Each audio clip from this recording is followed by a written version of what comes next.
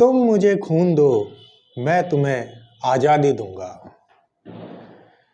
वीरता का ये नारा देने वाले थे सुभाष चंद्र बोस। आज 23 जनवरी है, सुभाष बाबू का जन्मदिन है। इसलिए आजादी के दीवानों की अगर बात की जाए तो सबसे पहले अगर किसी को याद करना हो तो वो शेर बंगाल सुभाष चंद्र बोस ही होंगे। सुभाष चंद्र बोस का जन्म कब हुआ था? 23 जनवरी 1897 कटक में। जीके के क्वेश्चन की तरह रट्टा मारा हुआ है। लेकिन सुभाष बाबू की मृत्यु कब हुई थी, इसको लेकर भिन्न भिन्न धारणाएं हैं। 18 अगस्त 1945 ताइवान से जापान जाते हुए विमान दुर्घटना में, ज्यादातर लोग यही मानते हैं। 1956 में रशिया में स्टालिन ने उनकी हत्या की, क्या वो सच था? या फिर 1985 में गुमनामी बाबा फैजाबाद में जिनकी मृत्यु हुई वो ही सुभाष बाबू थे। सुभाष बाबू कब तक जिंदा रहे, कैसे उनकी मृत्यु हुई, ये अपने आप में एक बहुत बड़ी मिस्ट्री है। सुभाष बाबू की मृत्यु को लेकर हिंदुस्तान में 3 आयोग बने। 1956 में जवाहरलाल नेहरू ने शाहनवाज कमेटी बनाई। शाहनवाज कमेटी ने ये बताया कि 1945 में 18 अगस्त को विमान दुर्घटना में सुभाष बाबू की मृत्यु हो गई। 1970 में इंदिरा गांधी ने भी एक खोसला आयोग बनाया। उसने भी ये कहा कि विमान दुर्घटना में 18 अगस्त 1945 में सुभाष बाबू की मृत्यु हुई। लेकिन 2 आयोग बनाने की जरूरत क्यों पड़ी? फिर 1999 में तात्कालिक प्रधानमंत्री पंडित अटल बिहारी वाजपेयी जी ने एक मुखर्जी आयोग बनाया। उन्होंने ये कहा कि 1985 में जिन गुमनामी बाबा भगवान जी की मृत्यु हुई, सच में वही सुभाष बाबू थे। सुभाष बाबू की जिंदगी बड़ी मिस्ट्री पूर्ण थी। बहुत सारी मिस्ट्रीज, बहुत सारे दिलचस्प किस्से हैं सुभाष बाबू की जिंदगी में। आज हम उसमें से चंद किस्सों की बात करते हैं और उनकी मृत्यु की बात करते हैं, गुमनामी बाबा की भी बात करते हैं। शुरुआत अगर हम करें एक बड़ी मिस्ट्री की, तो अचानक अपने जन्मदिन से पहले 1941 में नजरबंद, अंग्रेजों से नजरबंद सुभाष बाबू कोलकाता से अंग्रेजों की नाक के नीचे से गायब हो गए थे। और उसके बाद सीधा जर्मनी में रेडियो से नवंबर में भारतवासियों को उन्होंने संबोधित किया। अ ग्रेट एस्केप एक बहुत फेमस किताब है, उसके अंदर इस यात्रा का पूरा विवरण है। उसके बाद में 1943 में 8 फरवरी 1943 को जर्मनी से जापान एक पनडुब्बी से जापान तक की यात्रा की और 13 मई को जापान पहुंचे, जहां पर उन्होंने Indian national army INA Indian national army की बागडोर संभाली, जिसका गठन किया था रास बिहारी बोस ने।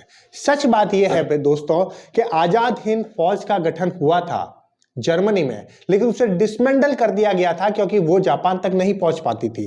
इंडिया तक वो पहुंच ही नहीं सकती थी पूरी फौज, तो वो जापान गए। जापान में रास बिहारी बोस ने INA का गठन कर रखा था। INA ने फिर आजादी की लड़ाई लड़ी थी, ये सच है। रास बिहारी बोस भी एक अपने आप में बड़े दिलचस्प किरदार थे। उनके लिए भी हम आजादी के दीवाने में एक वीडियो लेकर आएंगे। फिलहाल बात करते हैं सुभाष बाबू सुभाष चंद्र बोस की। उसके बाद में क्या हुआ? 1945 में द्वितीय विश्व युद्ध खत्म हो गया। सारी शक्तियां मित्र सेनाओं के आगे घुटने टेक चुकी थी। Hitler, Mussolini, Japan, Germany, Italy सब हार चुके थे। केवल INA के सिपाही बाकी थे। कुछ सिपाही ब्रिटेन ने पकड़ भी लिए थे, लेकिन सुभाष चंद्र बोस दुनिया के सबसे बड़े उस वक्त के मोस्ट वांटेड अचानक से गायब हो गए। ताइवान से जाते वक्त उनकी विमान दुर्घटना में कथित तौर पे 18 अगस्त 1945 को मृत्यु हो गई।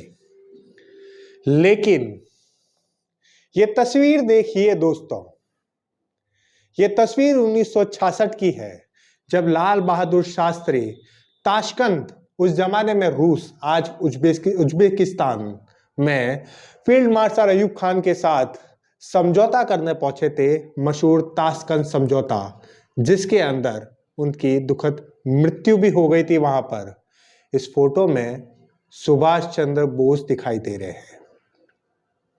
कहते हैं कि मृत्यु से एक दिन पहले लाल बहादुर शास्त्री ने अपनी पत्नी को फोन किया और उन्होंने उनको कहा कि मैं हिंदुस्तान के लिए एक बहुत बेहतरीन तोहफा लेकर आने वाला हूं, जिस तोहफे से पूरा हिंदुस्तान इतना ही खुश होगा जितना आजादी के वक्त खुश हुए थे। क्या वो सुभाष बाबू को साथ लेकर आने वाले थे? क्या सुभाष बाबू उस वक्त तक जिंदा थे? यही कारण था 1947 में जब आजादी हुई तब नेहरू के सामने एक शर्त रखी गई थी कि हम भारत को आजाद कर रहे हैं, लेकिन सुभाष चंद्र बोस जब भी मिले तब उन्हें इंग्लैंड के हवाले करना होगा।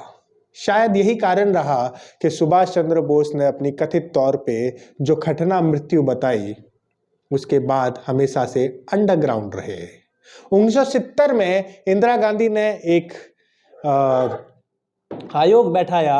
उस आयोग का नाम था खोसला आयोग। खोसला आयोग के अंदर बीजेपी के सीनियर लीडर सुब्रमण्यम स्वामी ने नेहरू के स्टेनोग्राफर का हवाला देते हुए कहा था 1956 में नेहरू ने रूस के तानाशाह स्टालिन को चिट्ठी लिखी थी।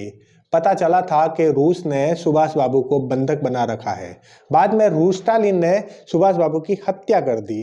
ऐसा उन्होंने खोसला आयोग के सामने जानकारी दी।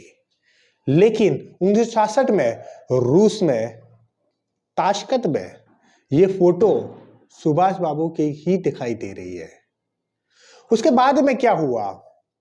उसके बाद में 1999 के अंदर अटल बिहारी वाजपेयी ने मुखर्जी आयोग बनाया और मुखर्जी आयोग ने यह बताया कि 17 सितंबर 1985 में फैजाबाद के राम भवन में जिस गुमनामी बाबा, जिस भगवान जी की मृत्यु हुई, वो आखिर में वास्तव में वो ही सुभाष चंद्र बोस थे। 19 सितंबर 1985 को सरयू नदी किनारे गुफ्तार घाट पे उनका अंतिम संस्कार कर दिया गया और उनका चेहरा किसी को देखने नहीं दिया गया था।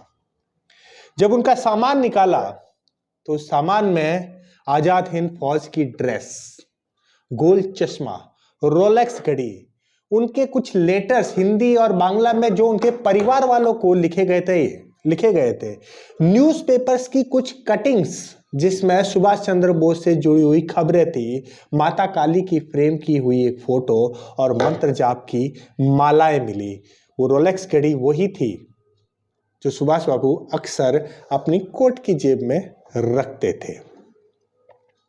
मुखर्जी आयोग ने यह कहा कि ये जो भगवान जी थे, ये भगवान जी ही आखिरकार सुभाष बाबू थे, जो करीब पिछले 25-30 सालों से यूपी के अलग अलग जिलों में रह रहे थे।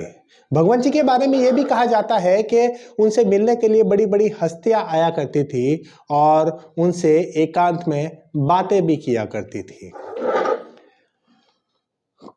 राम भवन फैजाबाद में करीब 2 या 3 साल अपने आखिर के उन भगवान जी ने बिताए थे। सुभाष बाबू क्या वास्तव में वही भगवान जी थे? क्या अपने जिंदगी के आखिरी समय में वो हिंदुस्तान आ गए थे? क्या विमान दुर्घटना की वो बात झूठी थी? क्या सुभाष बाबू इतने सालों तक जीवित थे और एक गुमनामी जिंदगी जी रहे थे? इस सारी बातों के जवाब तो सरकार दे सकती है, इंटेलिजेंस दे सकती है, हम और आप नहीं दे सकते। लेकिन अगर सुभाष बाबू की मृत्यु भारत की इस मिट्टी में ही हुई है तो इससे बड़ा सौभाग्य इस भारत भूमि का नहीं हो सकता, सुभाष बाबू का नहीं हो सकता।